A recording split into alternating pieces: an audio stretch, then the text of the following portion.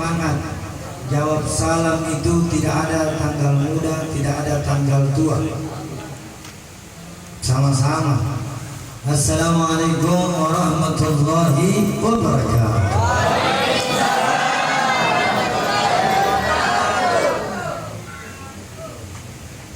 Innal hamdalillah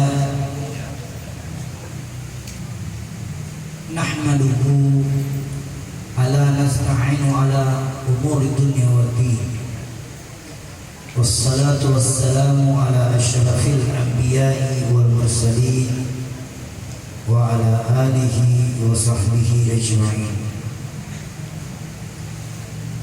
Inna Allaha wa malaikatahu yusalluna ala nabi. Ya ayyuhalladzina amanu sallu alaihi wa sallimu taslima. Allahumma salli wa sallim nurika syari wa madadika al-jari wa jama'na fi kulli atwari wa ala alihi wa sahbihi ajma'in. Amma ba'd. Labbaik ya Rasulullah, labbaik ya Nabiuna, labbaik ya Habibullah. Pada kesempatan hari ini, mari kita bersama-sama memanjatkan puja dan puji syukur atas kehadiran Allah Subhanahu wa taala. Serta salawat dan salam kita aturkan dan kita kirimkan kepada junjungan kita Nabi Muhammad sallallahu alaihi wasallam, keluarga, sahabat serta para pengikutnya. Siapa pengikutnya itu? Yaitu kita semua yang senantiasa selalu bersalawat dari hari demi hari. Pengikut Nabi Muhammad yang mengaku nanti pengikut Nabi Muhammad lantas salawatnya sedikit sekali yang di-store nanti, maka dia adalah pengikut yang paling terakhir antri di belakang. Siapa yang mau berlomba mendapat juara satu seperti halnya baru-baru kita laksanakan lomba 17 Agustus, semua mau jadi nomor satu. Semua jadi mau nomor satu. Tapi pernahkah kita mau berpikir di dunia ini menjadi nomor satu nanti di akhirat dengan setoran salawat yang sebanyak-banyaknya? Setor. Kalau kita semakin banyak menyetor salawat, tidak ada rugi. Kalau di dunia istilah bahasanya,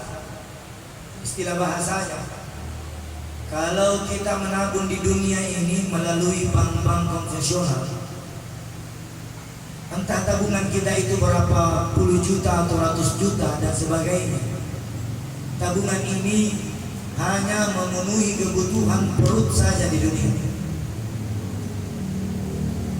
Tidak ada tabungan ini bisa menjamin kesembuhan kita.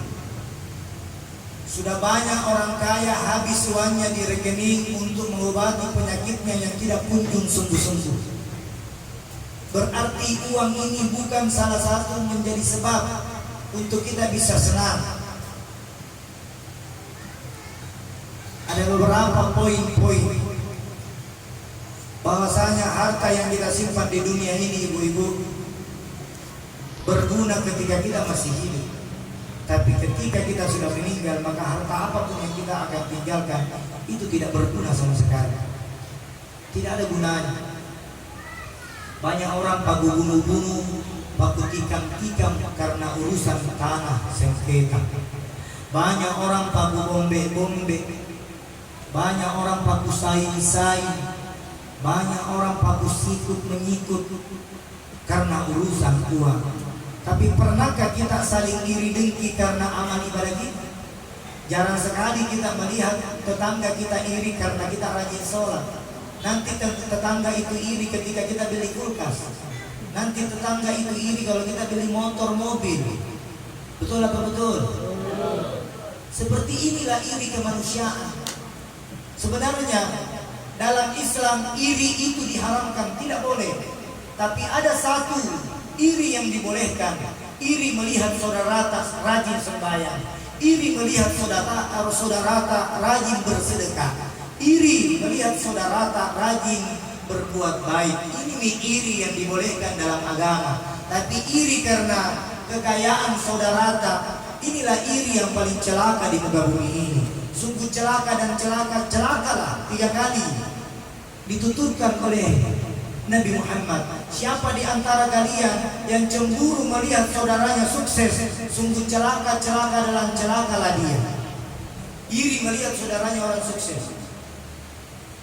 Bahkan dia mau menyaingi tapi tidak mampu dengan kekuatan yang dimiliki. Akhirnya apa? Dia iri melihat tetangganya beli mobil terpaksa dia juga beli mobil walaupun kredit. Tetangganya beli cash, dia beli kredit. Padahal siapa di antara kita yang senantiasa mendoakan tetangganya untuk menjadi sukses, maka rezeki itu akan melimpah kepada kita. Doa yang paling baik di antara kita semua adalah mendoakan saudaranya dalam keadaan sembunyi-sembunyi.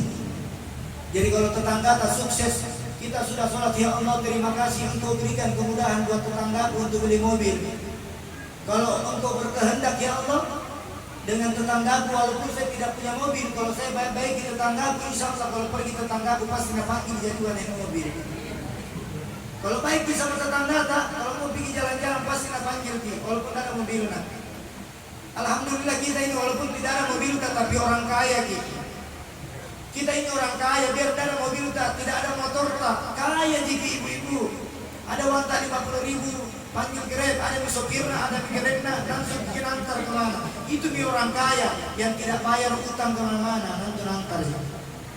Ada Grab sekarang, dulu orang naik PT, bukan PT, sebelum PT ada namanya Delman. Bendi, kalau di sini orang bilang bendi. Delman itu semacam alat yang ada kuda 2 di depannya, ada kayak dudukannya di belakang, disebut apa? Bendi. Itu. Saya tidak terlalu gimana. Kalau kita mau sukses, apa yang kalian lihat di luar itu, maka berprasangka baik. Inti sukses itu adalah selalu berprasangka baik. Sukses itu. Kita lihat contoh ini. Seandainya kita semua di sini ada yang tidak meninggalkan sholat, ada yang pernah tidak meninggalkan sholat di sini. Semua pernah meninggalkan sholat. Seandainya kita berandai-andai, seandainya kita semua termasuk saya tidak pernah meninggalkan sholat semasa saya dilahirkan sampai di masa saya meninggal nanti, tidak pernah meninggalkan sholat. 1. Ada yang bisa puasa di masa lahirnya sampai di masa kematiannya. 2. Ada yang mampu bersikir di masa lahirnya sampai di masa kematiannya. 3. Ada yang mampu bersedekah, berinfak, selalu berbuat baik di masa lahirnya sampai di masa kematiannya. Ini pun juga tidak mampu ketika kalian tidak pernah merasa bahagia melihat saudaramu bahagia. Paham gak ya? Artinya kita tidak bahagia melihat saudara tak bahagia. Bahkan ada orang, maksud orang itu bukan orang di sini, orang di luar. Orang di sini insya Allah tidak ada yang iri, tidak ada yang dengki, tidak ada hasut-menghasut, orangnya baik-baik semua. Insya Allah. Amin. Amin. Allah jemaah. Ada ini. Baik-baik semua. Jangan mendoakan orang yang tidak baik. Seperti anak salah di depan ibunya. Jangan sekali-kali ibu mengucapkan di depan anak, tolong ini.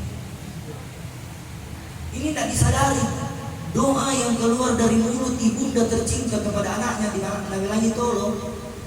Kalau istilah bahasa tolong di sini bodoh. Tolong naik. Mati lalu kok. Ini bahasa-bahasa yang tidak disadari, yang biasa terlontar dari orang tua kita. Bodoh naik, bantak naik. Bodoh sama bantak sama ya. Kalau bantak kan buis, kalau bodoh Makassar.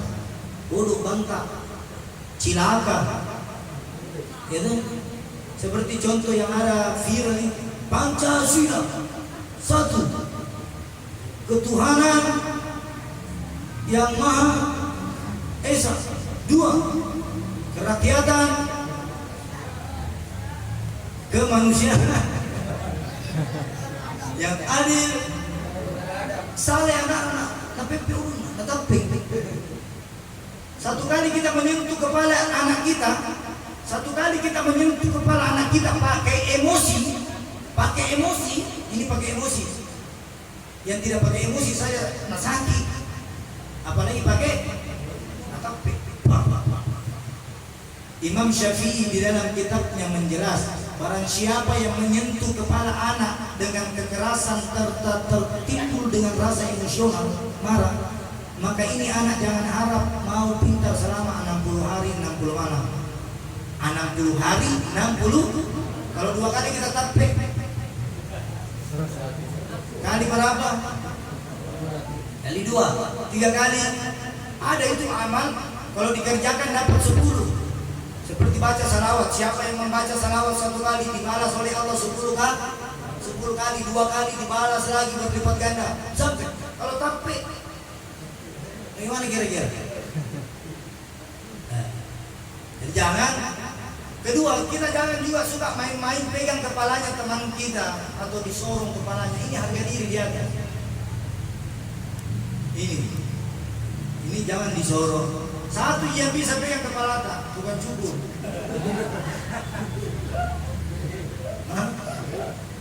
Biar siapa itu tukang cukur. Kalau bilang tukang cukur ke kanan Pak, kita ke kiri, salah Pak. Sorong kiri, pasti nak sorong.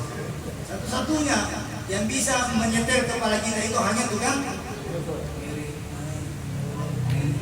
Apalagi nak potong jenggot, tak setengah mati ayatnya. Ini semua, ini tukang cukur. Kenapa? Karena kita mau membersihkan diri. Tapi jangan remehkan kepala, itu yang pertama. Terus yang kedua, di dalam bacaan kita tadi ada syair yang sangat indah. Haza wa qad asyaral ilahu nu'utahu fil qutbi bainaha lana tibyan. Aqasa misakan nabiyina lama ataitukum min hikmatin ihsan wa ja'akum rasul luna la tu'minunna wa tansuruna wa tusbihuna aqwana. Ini syair yang dikarang oleh guru besar kita, guru mulia kita, yaitu Al-Habib Umar bin Hafiz. Beliau sosok muda yang mendapat gelar waliullah di tengah-tengah seluruh penduduk dunia, bukan Indonesia saja. Al-Habib Umar bin Hafiz ini menghafal 1 juta hadis, menghafal 1 juta hadis. Ada yang mau lama kira-kira 1 juta, kita 3 hadis saja lah berani bilang bid'ah sama orang. Baru 3 hadis saja dihafal, berani kita bilang kafir orang. Baru 3 hadis dihafal, berani dibilang ini sesat. Nauzubillah. Masa saudara guru mulia Habib Umar bin Hafiz hafal 1 juta hadis? Ada cebong bilang ini dia ahli bid'ah. 1 juta hadis. Kalau Imam Syafi'i, kita mau tahu hafalannya Imam Syafi'i. Dalam riwayat Imam Tirmizi, kalau hafalannya Imam Syafi'i, kita pernah lihat kampas 10 roda lewat di sini atau lewat di mana. Kampas 10 roda itu disusun menjadi 17 kampas. Isinya kampas itulah hafalannya Imam Syafi'i. Kita tebal begini saja mungkin. Kira-kira ini mau saja hadis arba'in mau saja. Ini hadis umum. Ini arba'in hadis umum dipelajari di kanak-kanak TK ini arba'in. Coba lihat. Ada kita hafal di sini, saya coba buka. Hadis nomor 3. Ayo kita sama-sama buka buku. Hafal ini tidak? Hadis arba'in halaman 3 apa bunyinya? Siapa yang pernah mondok santri di sini pasti hafal. Apa bunyinya? Ayo, dapat uang 200.000. Nanti setelah Ramadan. Ada yang hafal tidak ini? Nah, singkat cerita tidak ada. Jadi jangan coba-coba mengatakan kepada para ulama yang menghafal jutaan hadis, mengatakan amalannya itu tidak ada tuntunan. Jangan dikerani keluarkan mulut tadi. Apa tuh itu? Abdul Somad saja kayak Abdul Somad, tidak seberapa hafalannya. Kayak bagaimana penggemarnya? Hadi Hidayat, hafalannya. Pernah ditanya sama salah satu ulama, ulama Madinah, wahai fulan, Ustaz, antum punya hafalan berapa? Hadi Hidayat menjawab, nanti hafalan saya yang saya ingat itu kurang lebih cuma sekitar 500 hadis. Hadi Hidayat 500 hadis. Habib Umar, siapapun datang, toko mana saja, Habib Umar di lain, di hafalannya itu dia hafal 1 juta. Ada lagi hafalan yang tersembunyi ketika dia naik di mimbar, hafalan yang dilupa dia ingat. Itu kuatnya itu hafalan. Kalau kita bisa bikin menghafal, gampang sekali menghafal. Mana lebih gampang dia hafal? Hadis-hadis arba'in atau lagu-lagu Indonesia? Mana lebih gampang? Mana lebih mudah? Jujur coba, mana yang lebih mudah? Lagu dangdut kah? Ataukah hadis arba'in? Makanya jangan saudara, tidak ada. Coba kita lihat salah satunya sebelum adanya Habib Umar, belum terkenal itu namanya Habib Umar di Indonesia. Habib Umar terkenal di Indonesia, nanti Habib Ote Al-Hamid yang bawa dia ke Indonesia. Habib Ote ini orang kayanya para habaib, dia yang mendanai, yang datang kemana-mana. Ini Habib Ote siapa? Habib Ote itu anak ketiga dari Al-Habib Abu Bakar bin Muhsin Al-Ham.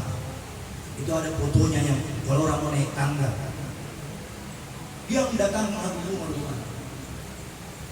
Nanti 2000 berapa kalau dikenal perjuangan dakwah. Yang ketiga, kalau kita tidak berilmu, jangan benci sama orang yang berilmu. Kalau kita tidak bisa jadi ulama, maka cintai ulama. Jangan musuhi itu ulama. Sungguh celakalah hidup kalian. Tidak tahu kamu membaca, dibenci itu kayak para ulama kan. Kalau kita tidak suka, jangan ikut-ikutan dia. Coba di sini kalau saya biasa sampaikan, siapa yang kalian benci ulama? Ulama yang mana yang kalian benci? Ulama yang ada di bawah ketiak pemerintah. Siapa itu? Ulama asuh. Siapa itu ulama asuh? Tidak usah disebutkan namanya. Ulama asuh itu pandai menjilat, dari lubang tutup lubang. Gali lubang. Gali lubang. Ini cinta itu ulama, karena ulama tidak ada membawa virus, tidak ada membawa apa. Ulama kita cintai semua, para habaib kita cintai, para ulama, para ustadz, para dai, para guru-guru mengaji kita, ustazah kita. Jangan kau sombong, nanti hafal mau ke fikih, tidak mungkin kau bisa hafal kitab fikih kalau tidak ada guru mengaji. Guru itu bukan guru yang sekarang yang kasih jadikan kita LCMA, bukan itu maksudnya. Guru itu dari bawah sampai, mulai dari guru mengaji sampai biasa. Kalau tinggi ilmu sudah mimpi di Mesir, guru mengajinya yang hafal alif di atas nama babi bu tati tu, dia remehkan. Padahal tidak kau mengerti urusan kita. Kalau bukan dari bawah, tidak ada orang langsung lompat, tidak ada orang langsung. Maka kalau kita mau menjadi orang dibahagiakan, siapa di antara kita mencintai para ulama yang dicintai oleh Allah? Ini susunannya. Allah itu cinta sama Nabi, Nabi cinta sama Ahlul Bait, Ahlul Bait cinta turun para ulama, para tabi'in, wal ulama, wal amilin, wal musyrifin, turun semua. Turun. Cintai ini semua. Itu namanya sanad, saudara. Jangan cintai nabinya, sanadnya tidak dicintai. Sanad itu dari bawah, naik, tumbuh sampai kepada baginda kita Nabi Muhammad SAW. Ini sanad. Kalau kalian semua katakan cinta sama Nabi tapi benci di antara salah satu keturunan Nabi, kalian tidak bersanad. Tidak ada sanad bagi kalian, kata Nabi. Siapa di antara kalian yang timbul rasa benci kepada keturunanku, kata Nabi, maka walaupun jidatmu hitam seperti begini, inna lillahi wa inna ilaihi raji'un. Hati-hati saudara. Kalau kita tidak mampu mencintai Nabi, maka jangan kalian memusuhi keturunan Nabi. Kau bilang cinta.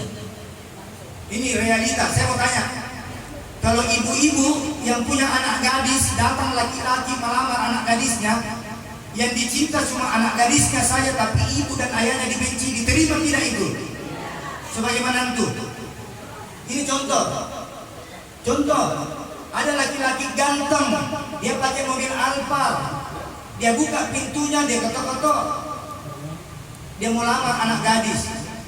Tapi sangat disayangkan akhlaknya laki-laki ini membenci ibu dan ayahnya. Kira-kira mau kita kasih anaknya tidak? Jawabnya tidak. Bahasa istilah kecintaan, sentuh jiwanya, ambil hatinya, maka sayangi ibu dan ayahnya. Jangan ajari. Nah, begini juga ada juga orang ini sampai 10 anak tak saja tidak patut kita bentak namanya menantang ibu. 10 saja anak tak sukses semua, tidak mau, jangan bentak itu orang tua. Bahaya. Salah satu yang dapat menggoyangkan ars, salah satu yang dapat menggoyangkan ars, yaitu membantah kedua orang tua kita. Ars bantah. Ada tong itu tabe-tabe, saya bicara Rasulullah.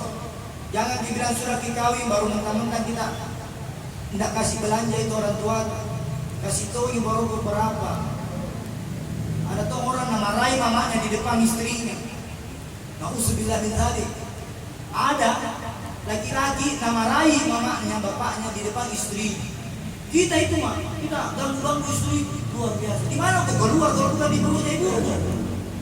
Gara-gara istri dia baru kenal 1 bulan 2 bulan, 1 tahun 2 tahun 5 tahun kau berani bentak orang tuamu karena kecantikan istrimu. Alhamdulillah ini. Jangan kau bentak. Jangan sekali-kali. Jangan juga puji istrimu di depan ibumu. Ini kata Nabi. Jangan kau puji istrimu di depan ibumu, karena ibumu juga seorang wanita. Ya. Itu imbangkan. Orang sudah dilamar, ibu-ibu, walaupun bagaimana kalau sudah dilamar anak tak sama laki-laki, berarti sudah bukan mihaka. Tapi kewajiban birru walidain kepada anak yang sudah dimaharkan sama ibunya tetap berjalan.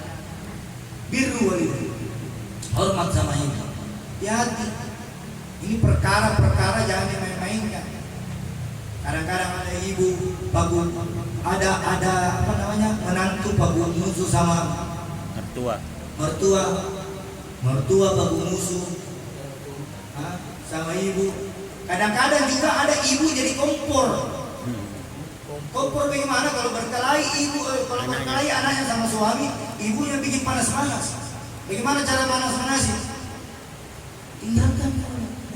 Jangan begini, jangan begini, jangan begini. Tinggalkan. Bukan ibu namanya ini. Ibu itu adalah tempat di mana dia sebagai hakim. Kalau ada menantunya datang dia jadi hakim, kalau ada anaknya datang dia jadi hakim.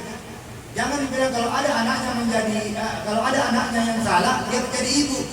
Tidak ada keadilan kalau anak yang datang mengadu sama ibunya walaupun dia bawa kesalahan, ibu tetap mengatakan anakku benar.